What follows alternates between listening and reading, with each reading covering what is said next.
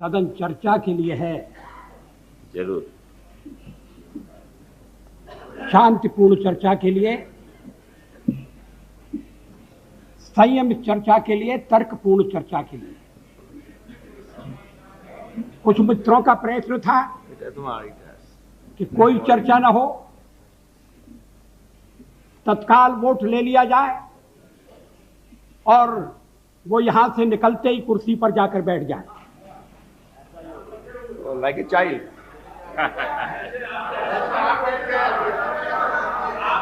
उधर से जैसे आवाज बैठ आ रही है गए, कि ऐसा ही होगा, जैसे आप बैठ गए और आवाज आ रही है कांग्रेस के बेंचों से। हमारे और मित्र थोड़ा सा सावधान रहें। अध्यक्ष महोदय, पार्लियामेंट में मैंने 40 साल गुजारे। ऐसे क्षण बार बार आए। जी रहे। सरकारें बनी हैं, बदली हैं, नई सरकारों का गठन हुआ है, अभी बैचलर हो गया। लेकिन लोकतंत्र No, please don't make this kind of remarks. No, it's okay. लेकिन हर कठिन परिस्थिति में से भारत का लोकतंत्र बलशाली होकर निकला है और मुझे विश्वास है कि इस परीक्षा में से भी बलशाली होकर निकलेगा।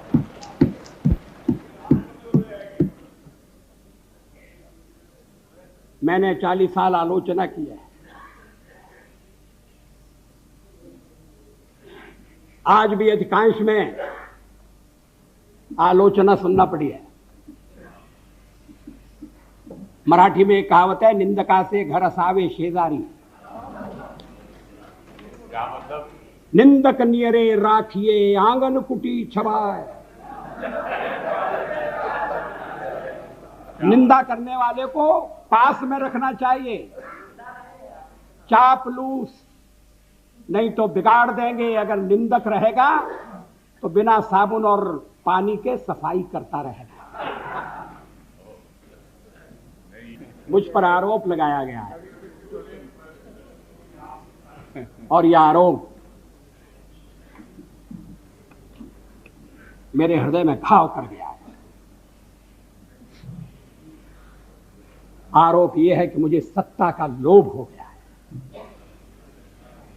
और मैंने पिछले 10 दिन में जो कुछ किया है वो सत्ता के लोभ के कारण किया है। अभी थोड़ी देर पहले मैंने उल्लेख किया कि मैं 40 साल से सदन का सदस्य हूं। सदस्यों ने मेरा व्यवहार देखा है, मेरा आचरण देखा है। जनता दल के मित्रों के साथ मैं सत्ता में भी रहा हूं। कभी हम सत्ता के लोभ से गलत काम करने के लिए तैयार नहीं। यहां श्री शरद पवार बैठे हैं। जब मेरे मित्र जसवंत सिंह जी भाषण कर रहे थे तो शरद पवार नहीं थे। वो जसवंत सिंह जी कह रहे थे कि किस तरह से शरद पवार ने अपनी पार्टी तोड़कर हमारे साथ सरकार बनाई थी, सत्ता के लिए बनाई थी या महाराष्ट्र के भले के लिए बनाई थी, ये अलग बात है, मगर उन्होंने अपनी पार्टी तोड़कर हमारे साथ सहयोग किया। मैंने तो ऐसा कुछ नहीं किया। बार बार इस चर्चा में एक स्वर सुनाई दिया है कि भाजपा तो अच्छा है मगर पार्टी ठीक है।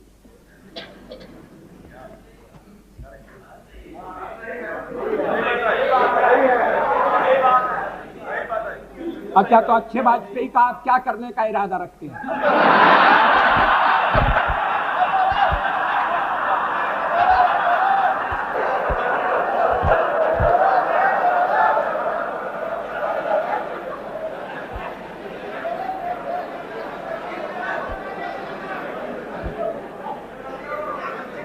अध्यक्ष महोदय, मैं नाम नहीं लेना चाहता, मैं शरद जी का भी नाम नहीं लेना चाहता,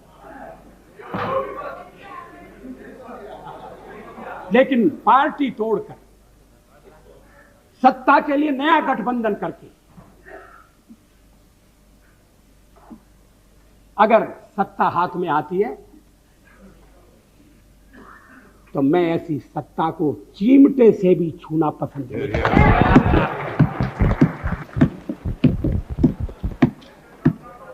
न भीतो मरणादस्मि केवलम दूषितो यशः। भगवान राम ने कहा था, मैं मृत्यु से नहीं डरता, अगर डरता हूं तो बदनामी से डरता हूं, लोकापवाद से डरता हूं। 40 साल का मेरा राजनीतिक जीवन खुली किताब है,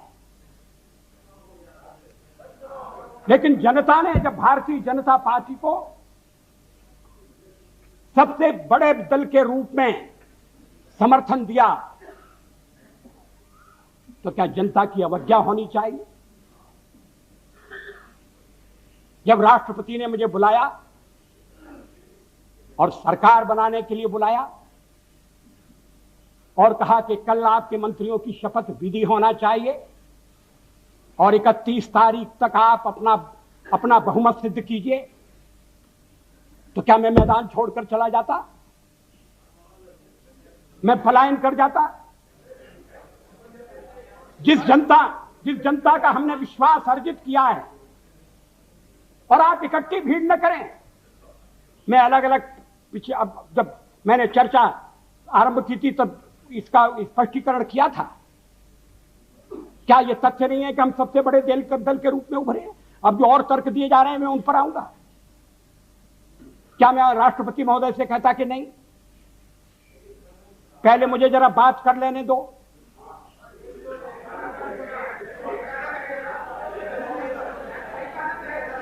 जब वो कह रहे हैं कि कल शपथ विधि होगी और मुझे समय दे रहे हैं 31 तारीख तक का, तो मैंने कहा कि 31 तारीख के जो समय दिया जा रहा है उसका मैं सदुपयोग करूंगा, अन्य दलों से चर्चा करूंगा, उनका समर्थन प्राप्त करने का प्रयास करूंगा, एक कॉमन प्रोग्राम के आधार पर हम आगे बढ़ सकें, इस तरह का वातावरण बनाने की कोशिश करूंगा। इसमें क्या आपत्ति की बात है? इसमें कौन सा सत्ता का लोभ है? और फैसला केवल मेरा अकेला नहीं था, पार्टी का फैसला था। अध्यक्ष महोदय, आखिर जब एक बार 31 तारीख शक्ति परीक्षण के लिए तय हो गई, और शक्ति परीक्षण पार्लियामेंट में ही हो सकता है, राष्ट्रपति भवन में या राजभवन में हो, या तो इसका तो हमने कभी प्रतिपादन नहीं किया, तो सदन की बैठक बुलाना जरूरी था। सदन की बैठक में राष्ट्रपति का अभिभाषण जरूरी था। हम तो कोई और भी काम रख सकते थे, कम से कम राष्ट्रपति को उनके अभिभाषण के लिए धन्यवाद देने का काम तो रख ही सकते थे। लेकिन ऐसा आपने ऐसा नहीं होने दिया, और मैंने भी संदेह पैदा हो इसलिए इस बात पर जोर नहीं दिया। जल्दी से जल्दी पहला अवसर, और इसलिए 27 तारीख और 28 को आज फैसला होने जा रहा है। हम बल दे सकते थे कि नहीं, हमें 31 तक का समय दिया गया है, हम कुर्सी पर बैठे रहेंगे। अध्यक्ष महोदय, कमर के नीचे वार नहीं होना चाहिए, नियत पर शक नहीं होना चाहिए। मैंने ये खेल नहीं किया है, मैं आगे भी नहीं करूंगा। लोकतंत्र एक व्यवस्था है। अब अब गिनाया जा रहा है आपको कितने % वोट मिले। हमने जो वेस्टमिनिस्टर की पद्धति अपनाई है उसमें वोट नहीं गिने जाते हैं, प्रतिशत नहीं देखा जाता है, उसमें सीटें देखी जाती हैं। दोनों काम साथ नहीं हो सकते। यह कोई लिस्ट पद्धति वाला प्रोपोर्शनल रिप्रेजेंटेशन नहीं है। और मैं इस पद्धति की दोषों को पहले से इंगित करता रहा हूं। कभी कभी ऐसा हो सकता है कि जिस दल को देश में बहुमत न हो वो दल अधिक सीटें लेने में सफल हो जाए। कभी कभी ऐसा भी हो सकता है कि वोट ज्यादा हो और सीटें कम हो। 1% वोट के अंतर से केरल में संयुक्त सरकार बनी, एक सरकार हट गई। 1% वोट का फर्क था। अब ये जो सीटों का अंतर है इसको मानकर चलना पड़ेगा। अब इस समय आप कहें आपके वोट कितने, तो फिर मैं गिनाता हूं आपके अलग अलग वोट कितने, और वो गिनती आपके लिए घाटे की गिनती होगी। लेकिन आप कह रहे हैं कि नहीं हम तो इकट्ठे हो रहे हैं। किस लिए इकट्ठे हो रहे हैं? क्या देश में स्थिर सरकार देने के लिए इकट्ठे हो रहे हैं? जवाब दे सरकार देने के लिए इकट्ठे हो रहे हैं? मैं फिर उसको दोहराना नहीं चाहता, आपका अभी तक कार्यक्रम नहीं बना है।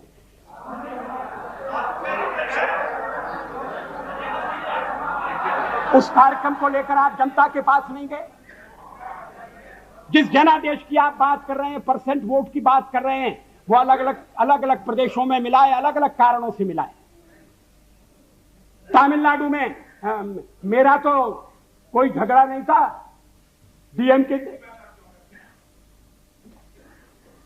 लड़ाई तो कांग्रेस से थी। और यही स्थिति आंध्र में हुई। आंध्र में हम तो लड़ाई में कहीं नहीं थे, लड़ाई हो रही थी कांग्रेस के साथ, और कहते जनाधिकार हमारे खिलाफ चला गया। ये कैसा जनाधिकार है? आप कहना, आप कहिए, आप कह रहे हैं, दबे दबे कह रहे हैं, साफ साफ कहिए, खुलकर कहिए कि हम किसी भी कीमत पर आपको सत्ता में नहीं आने देंगे। ये भाषा ठीक नहीं है। इस भाषा के पीछे जो भावना है वो और भी गलत है। हिटलर का हुआ खड़ा किया जा रहा है सदन में, फासिस्ट वाद पैदा हो रहा है। इस तरह की यहां जो पहली बार सदन में आए, जिन्हें सदन की मर्यादा का भी पता नहीं है, वो इस तरह की भाषा बोल रहे हैं। मैं 40 साल से हूं पार्लियामेंट में। हम दल के रूप में काम कर रहे हैं, लोकतंत्र के आधार पर कर रहे हैं। हम चुनाव लड़ते हैं।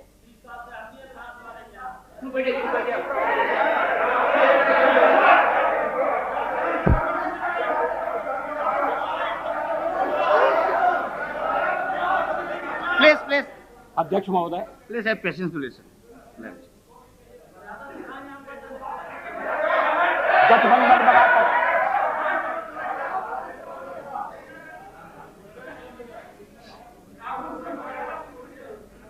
जनादेश कांग्रेस के खिलाफ है। कांग्रेस की संख्या आधी रह गई है। अलग अलग क्षेत्रों में अलग अलग ढंग से लोगों ने अपनी राय प्रकट की है। अब सब अगर इकट्ठे आ रहे हैं और कांग्रेस का समर्थन प्राप्त कर रहे हैं, और कांग्रेस समर्थन देने को तैयार है। कल मेरे मित्र श्री जॉर्ज फर्नांडिस ने जो कुछ कहा, मैं उसको दोहराना नहीं चाहता।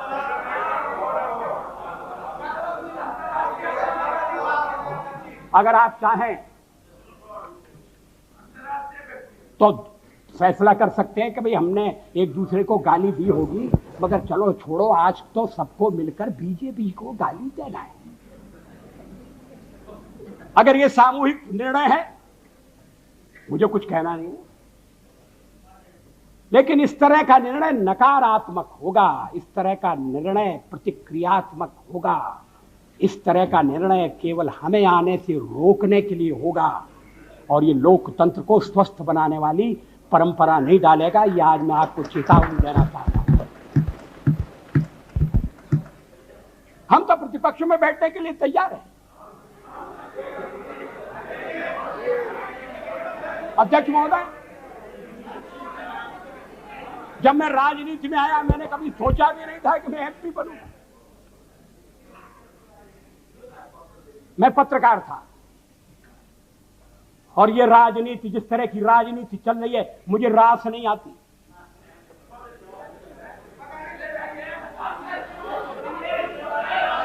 मैं छोड़ना चाहता हूं, मगर राजनीति मुझे नहीं छोड़ती।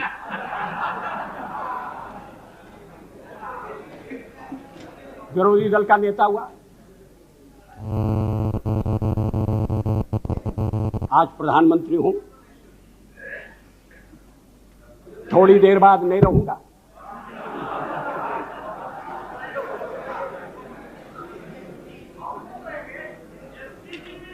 प्रधानमंत्री बनते समय कोई मेरा हृदय आनंद से उछलने लगा, ऐसा नहीं हुआ।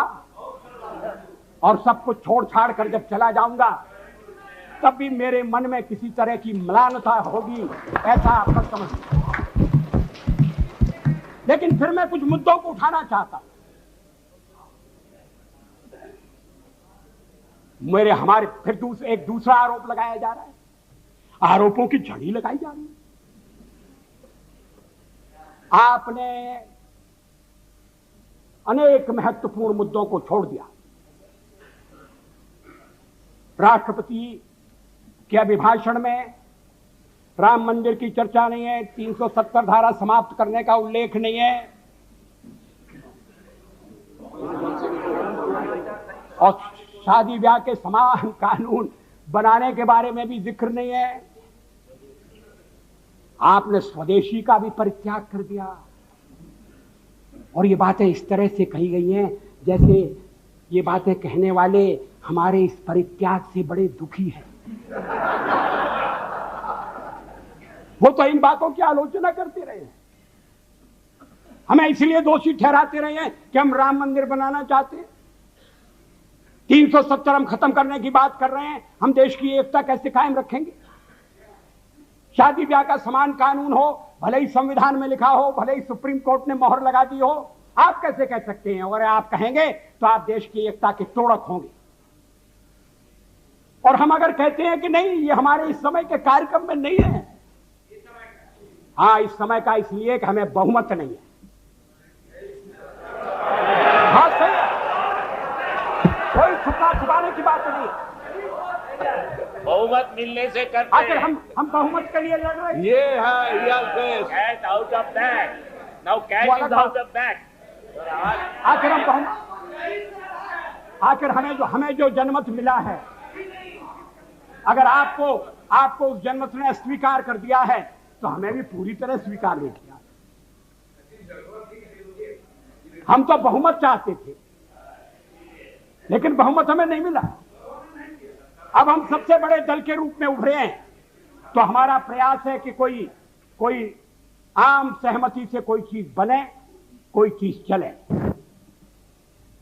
और इसीलिए हमने विवाद की बातों का उल्लेख नहीं किया। इस पर क्या आपत्ति है? अभी यूनाइटेड फ्रंट बनने जा रहा है, बहुत अच्छा, बन गया तो बहुत अच्छा। अभी कार्यक्रम बनने वाला है, वो भी बन गया। तो क्या उस कार्यक्रम में मार्क्सिस्ट पार्टी की जितनी भी विचारधारा है, मार्क्सिस्ट पार्टी का जितना कार्यक्रम है, वो ज्यों का त्यों पूरे का पूरा समाविष्ट कर लिया गया है? और अगर कर लिया गया है तो मार्क्सिस्ट पार्टी फिर सरकार से दूर क्यों रह रही है? जब संयुक्त मोर्चा बनता है, जब अनेक दल निकट आते हैं, साथ आते हैं, तो फिर हरेक को कुछ ना कुछ चीज छोड़ना पड़ती है। 1977 में भी हम 370 के समर्थक, 70 को समाप्त करने के समर्थक थे। ये रामविलास जी पासवान बैठे। 1977 में भी हम एटम बम बनाने के हक में थे, लेकिन हमने जब देखा कि लोकतंत्र पर संकट आया है, बाकी की सारी बातें इस समय एक तरफ रखने की जरूरत है और लोकतंत्र को बचाने की आवश्यकता है। इमरजेंसी के कारण लोकतंत्र खतरे में पड़ा था, देश एक जेल खाने में बदल गया था। हमने कहा कि मिलकर चलें और इस आने वाले अधिनायकवाद को रोकें।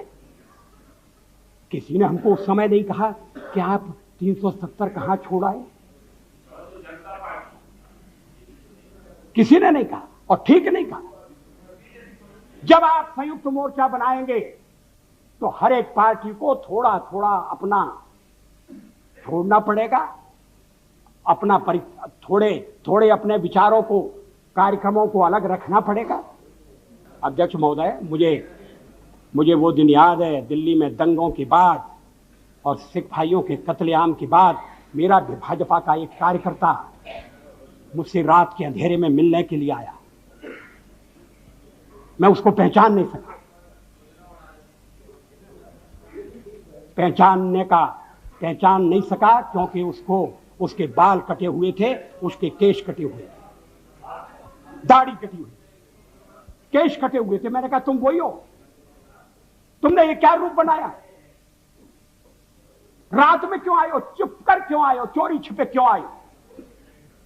कहा मैं दिन में आपके पास नहीं आ सकता, मैं केश धारण करके बाहर नहीं निकल सकता, इसलिए मैंने केशों की बलि चढ़ा दी है। मैंने दाढ़ी से भी मुक्ति मांग ली है, और मैं रात को आया हूं आपके पास अपना दुखड़ा रोने के लिए, अपनी व्यथा रोने के लिए।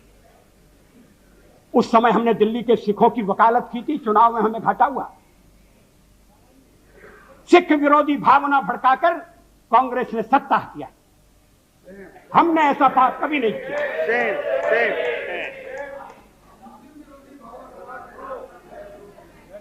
दोनों गलत है, मगर आप सिखों पर हुए अत्याचार की निंदा नहीं करते।